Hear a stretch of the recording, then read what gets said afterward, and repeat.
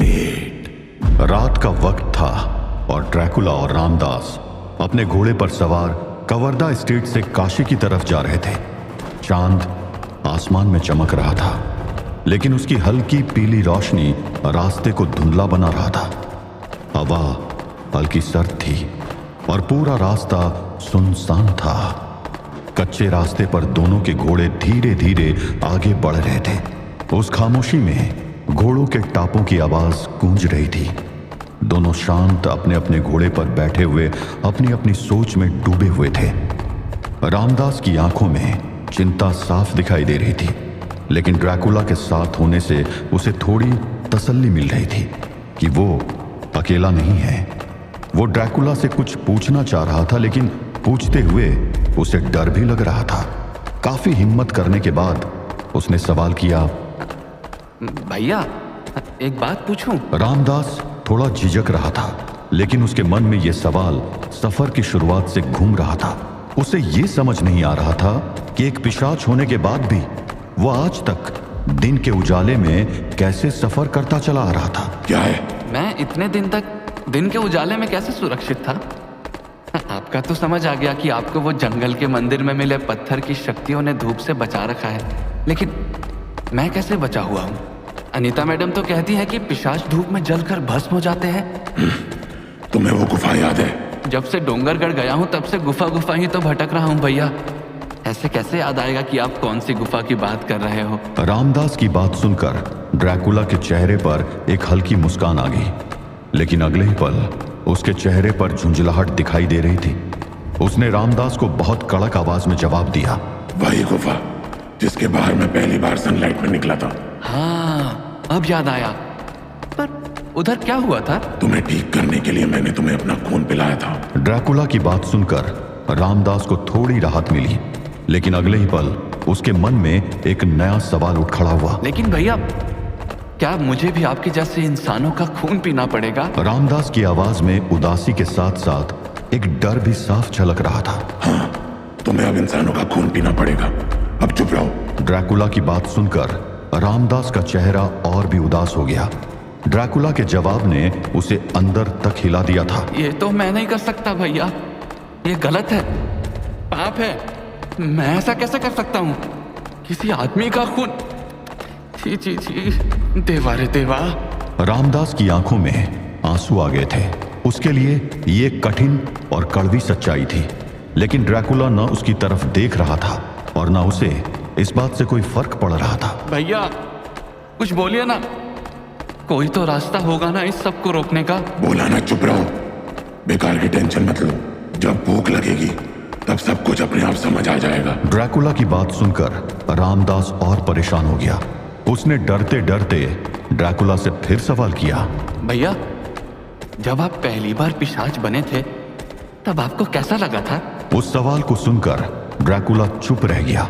उसकी यादें उसे उसके अतीत में ले गई, जब वो ब्लाद से ड्रैकुला बना था और लाख कोशिश करने के बाद भी उसकी झुंझलाहट भरी आवाज में उसका दर्द साफ महसूस हो रहा था। तुम्हें जानना है ना मुझे कैसा लगा था? तो सुनो, जब मैं पहली बार वैम्पायर बना तब मेरे अंदर सिर्फ गुस्सा और बदले की आग थी। उस वक्त मुझे उस ताकत का जुनून था, और rush that I can not explain. मुझे खून की खुशबू पागल कर देती थी, और खून का टेस्ट मुझे किसी वाइन से कम नहीं लगता था। लेकिन समय के साथ मैंने अपने आप से नफरत करनी शुरू कर दी। ये खून की प्यास, ये भूख मुझ पर एक बोझ बनने लगी, और बर्डन।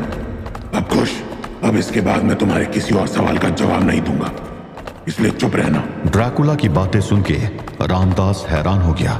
ड्रैकुला के मना करने के बाद भी उसने एक और सवाल पूछ डाला, तो फिर आपने ये सब छोड़ क्यों नहीं दिया भैया? अगर आपको ये सब पसंद नहीं था तो आपने अपने आप को रोका क्यों नहीं? ड्रैकुला अब बहुत बुरी तरह से इरिटेट हो चुका था।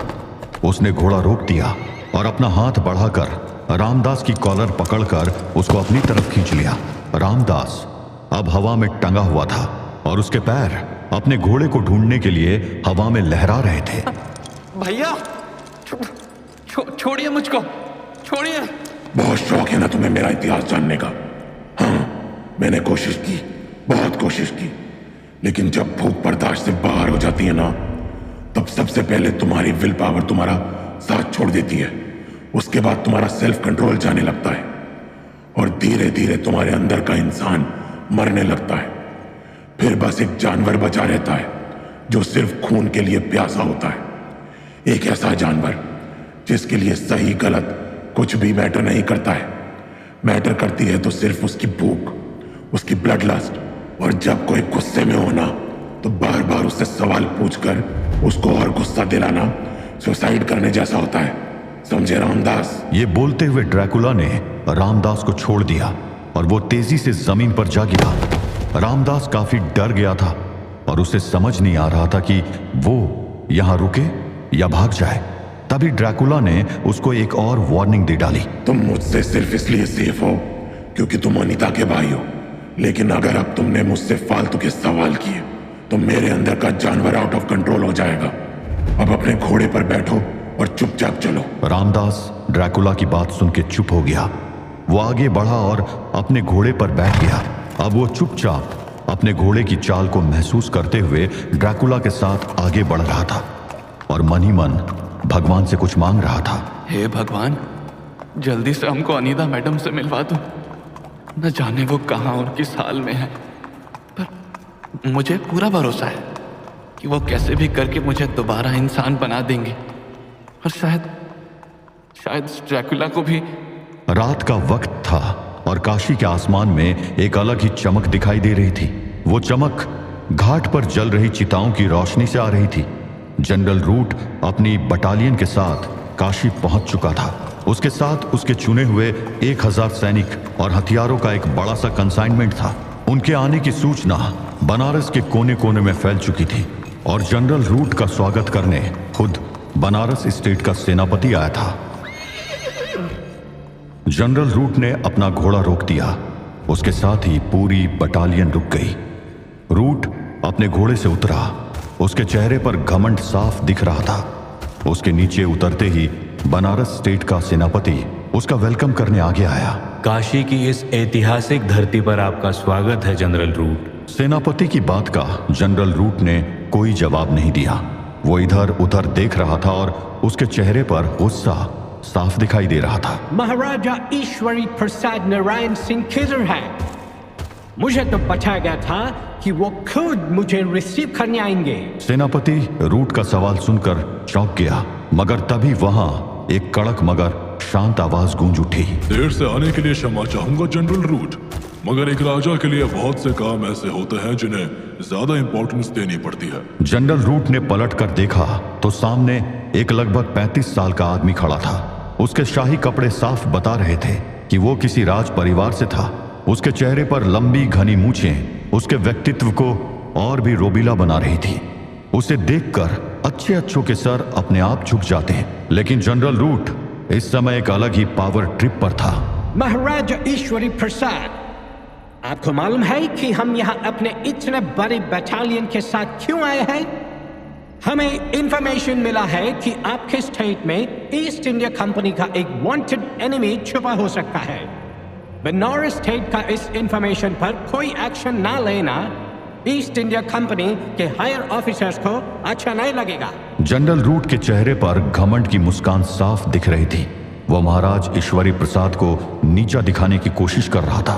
आप अपने स्टेट में सब कुछ ठीक कर लीजिए महाराज, और 2 डेज के अंदर उस एनिमी की लोकेशन ट्रेस करके मुझे दीजिए, वरना हमारे पास 1000 स्ट्रांग बटालियन और खूब सारे आर्म्स एंड अम्यूनिशंस हैं। आई होप आप समझ गए होंगे, राइट? जनरल रूट अपनी पावर का प्रदर्शन कर रहा था और महाराज पर दबाव डालने की कोशिश कर रहा था, लेकिन महाराज ईश्वरी प्रसाद नारायण सिंह अपने चेहरे पर एक हल्की सी मुस्कान के साथ बिल्कुल शांत थे। जनरल रूट, आप जो कह रहे हैं हम समझ रहे हैं। हम जानते हैं कि ईस्ट इंडिया कंपनी और बनारस स्टेट के बीच अच्छे संबंध है, बट जनरल, आपको थोड़ा बनारस स्टेट का इतिहास पढ़ना चाहिए। आपको काफी हेल्प करेगा। महाराज के शांत लेकिन तीखे शब्दों ने जनरल रूट को थोड़ा हैरान कर दिया था। उसके चेहरे पर गुस्से की जगह अब एक कंफ्यूजन ने ले ली थी। इतिहास? You mean history? आपका क्या मतलब है महाराज? महाराजा ईश्वरी प्रसाद, अपनी जगह पर शांत खड़े थे। उनके चेहरे पर वही मुस्कान अभी भी बनी हुई थी। ऐसा लग रहा था मानो वो जनरल रूट के साथ कोई खेल खेल रहा हो और रूट को हारता हुआ देखकर खुश हो रहे हो। घोड़े पर हौदा, हाथी पर जीन, ऐसे भागा वॉरेन हेस्टिंग्स। अगर समय मिले तो इस बारे में पढ़ लीजिएगा। अब चलने की आज्ञा चाहूंगा जनरल। सूरज निकलने वाला है और मेरी पूजा का समय हो चुका है। आई होप आप और आपकी बटालियन का काशी का प्रवास अच्छा होगा।